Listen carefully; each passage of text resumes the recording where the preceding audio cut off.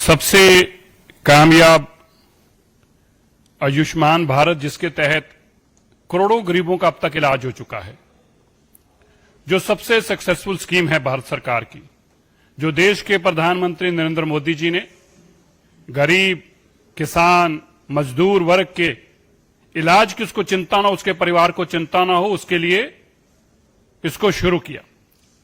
पंजाब के अंदर ये पहले से लागू थी, आम आदमी पार्टी की सरकार आने से पहले।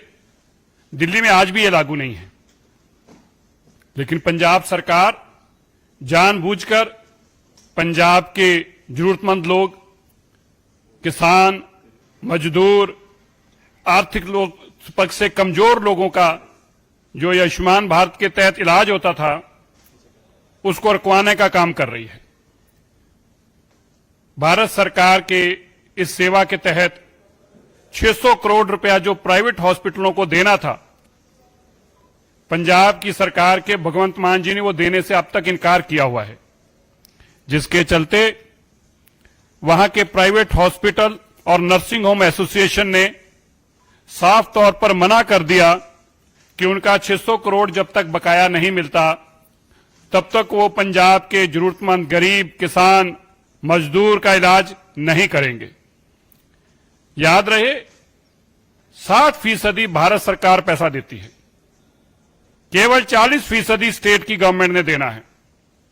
भारत सरकार चिंता करती है, देश के प्रधानमंत्री चिंता करते हैं कि पंजाब के लोगों का मुफ्त इलाज हो सके, और वो इलाज प्राइवेट हॉस्पिटलों में हो सके, बेस्ट हॉस्पिटल में हो गरीब का इलाज। इसकी चिंता भारत के प्रधानमंत्री जी ने की और आयुष्मान भारत के तहत उनका मुफ्त इलाज कराया। और भगवंत मान जी उन गरीबों के साथ इतना अत्याचार कर रहे हैं, उन जरूरतमंद, उस किसान भाई, मजदूर के साथ। भगवंत मान जी की सरकार के पास 200 करोड़ रुपया अरविंद केजरीवाल जी को प्राइवेट जहाजों में उड़ाने के लिए है, भारत सरकार के फंड देने को नहीं। मैं याद करना चाहता हूं, जब से भगवंत मान जी की सरकार बनी है, लगभग 200 करोड़ से ज्यादा पैसा वो केवल विमान, अपने प्राइवेट जहाज में अब तक खर्च कर चुके हैं। 200 करोड़ रुपए से ज्यादा प्राइवेट जहाजों में आने जाने में खर्च कर चुके हैं, अरविंद केजरीवाल जी को उड़ाने में खर्च कर चुके हैं। लेकिन गरीब, पंजाब के गरीब लोगों के लिए, मजदूर लोगों के लिए, किसान लोगों के लिए, 70 साल की ज्यादा आयु के गरीबों के लिए, जरूरतमंदों के लिए, उनके पास इलाज कराने के लिए पैसा नहीं है। बड़ा दुख है इस बात का। जो काम अरविंद केजरीवाल जी दिल्ली में बैठकर कर रहे थे, वही काम भगवंत मान जी पंजाब में बैठकर कर रहे हैं। और करोड़ों रुपया भगवंत मान जी इस बात पे खर्च कर रहे हैं प्रचार के नाम पर कि मोहल्ला क्लिनिक हम खोलेंगे। पुराने जो डिस्पेंसरियां थी उनके ऊपर रंग कराकर उसमें हजारों करोड़ रुपए उजाड़ दिया।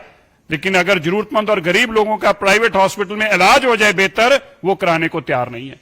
और मैं भगवंत मान जी से कहना चाहता हूं, वो जो तुम्हारे मोहल्ला क्लिनिक है, जहां पर जानवर भी इलाज नहीं कराने जा रहे, जहां पर आपने डॉक्टर भी नहीं है, और डॉक्टरों ने खुद कहा कि ना डॉक्टर है ना मेडिसिन है वहां पर अगर इलाज होता है तो अभी आप पिछले दिनों में अपोलो में इलाज कराने प्राइवेट जहाज में क्यों आए? और अगर आप इलाज अपोलो हॉस्पिटल में आके कराते हो तो क्या पंजाब के जरूरतमंद लोगों को प्राइवेट हॉस्पिटल में इलाज नहीं करा सकते? क्या उनका अगर इलाज प्राइवेट हॉस्पिटल में बेहतर इलाज होता है तो आपको इसमें क्यों तकलीफ होती है? क्यों आपने 600 करोड़ रोक रखा है? माननीय जगत प्रकाश नड्डा जी, जो हमारे हेल्थ मिनिस्टर भी हैं, उन्होंने भी कल ट्वीट करके ये जानकारी दी और भगवंत मान जी से आग्रह किया है, ये जाति पंजाब के जरूरतमंद लोगों पे मत करें, 600 करोड़ रुपया तुरंत रिलीज करें, ताकि वहां के जरूरतमंद गरीब, किसान, मजदूर का मुफ्त में अच्छे प्राइवेट हॉस्पिटल में इलाज हो सके। दूसरा, आज हमारे देश भर के सिख संस्थाएं, चुनी हुई नुमाइंदा जथेबंदियां, दिल्ली सिख गुरुद्वारा मैनेजमेंट कमेटी हो, पटना साहिब गुरुद्वारा कमेटी हो, Jharkhand central board, West Bengal central board, Calcutta central committee, इस तरह की देश की सारी कमेटियां आज देश के माननीय राज्य गृह मंत्री नित्यानंद राय जी से मिले थे। जो राहुल गांधी ने पिछले दिनों में यूएस में, यूनाइटेड स्टेट्स में जो स्टेटमेंट दी, जहां राहुल गांधी जी ने कहा कि देश में ये लड़ाई चल रही है कि सिख अपनी दस्तार पहन पाएगा नहीं पहन पाएगा, वो अपना कड़ा पहन पाएगा नहीं, वो गुरुद्वारे जा पाएगा या नहीं, इससे देश भर के अंदर कम्युनिटी के अंदर बहुत रोष है। हमारे खिलाफ ये जो नफरत भरे बयान हैं, डराने वाले बयान हैं, जिससे एक भय का माहौल बना देश में, मैं आप लोगों के माध्यम से बताना चाहता हूं राहुल गांधी जी को, ये 1980-82 में इसी तरह के बयान दिए गए।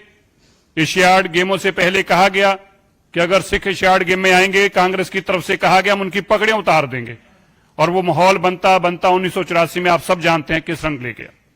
अब भी जाकर विदेशों में जो ऐसी बातें कह रहे हैं, उससे विदेशों में एक तो सिखों के अंदर ये भय पैदा हो गया है कि क्या वाकई देश के अंदर सिखों की पगड़ी उतारी जा रही है, क्या वाकई देश के अंदर सिख कड़ा नहीं पहन सकता।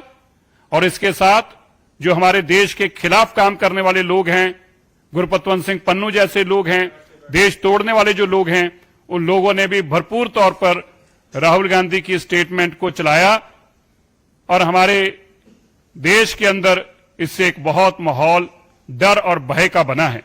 हमने नित्यानंद राय जी को आज इन सभी गुरुद्वारा कमेटियों के प्रबंधक साहिबानों ने ये जानकारी दी। मैं धन्यवाद करता हूं नित्यानंद राय जी का। उन्होंने कहा कि सिखों के इस सबसे बड़े बलिदान से भारत की मिट्टी में जो खून है, उसी के कारण आज भारत हमारा मजबूत है, सुरक्षित है। सिखों के परिवार का ना तो कोई कल्पना कर सकता है ऐसा सोच रखने की, और अगर कोई ऐसी सोच रखेगा तो उसकी जीभ सड़ जानी चाहिए, गल जानी चाहिए, अगर कोई सिखों के प्रति ऐसे अपशब्द बोलता है। मैं मानता हूं राहुल गांधी जी को इस मसले में, जो आज गुरुद्वारा कमेटी के लोगों ने सबने लिखकर कहा है कि आप अपनी स्टेटमेंट वापस लीजिए, आपकी स्टेटमेंट से हमारा बहुत सिखों का नुकसान हो रहा है। मुझे लगता है कि राहुल गांधी जी जरूर सिखों की भावनाओं की कदर करेंगे और अपनी इस जो उन्होंने यूएसए में स्टेटमेंट दी है, इसको विड्रॉ करेंगे। धन्यवाद।